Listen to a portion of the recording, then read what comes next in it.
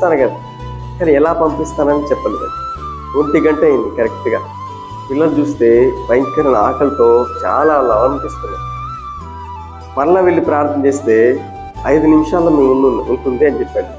అర్థం కదా. వెంటనే ఫాస్ట్గా ఆశ్రమం ముందు 3 వ్యాన్లు వచ్చి నిలబడ్డాయి. జరిగిన స్థితి ఏంటంటే, పక్క ఊళ్ళో పెళ్లి జరుగుతూ ఉంది. పెళ్లి కొడుకు తండ్రికి, పెళ్లి కూతురు తండ్రికి గొడవ పడిందంట. గొడవ పడి పెళ్లి ఆగిపోయిందంట. మరి చేసేది లేక వాళ్ళ ఇంటికి వాళ్ళు వెళ్ళిపోయారు, వీళ్ళింటికి వీళ్ళు వెళ్ళిపోయారు. చేసిన వంటలన్నీ మిగిలిపోయాయి. వాళ్ళన్న మాట ఏంటంటే, ఈ వంటలు ఏం చేస్తాం, తీసుకెళ్ళి ఆ శరణాలయానికి ఇచ్చేది, ఆ పేద పిల్లలను తింటారు కదా అని ఆ భోజనాలన్నీ వీళ్ళ దగ్గరికి వచ్చేసాయి. మంచి మంచి ఐటమ్స్ అండి, మంచి మంచి భోజనాలు. వాళ్ళు కడుపారా తిని తృప్తి పొంది అందరూ కలిసి ప్రభువుని స్తుతించారు.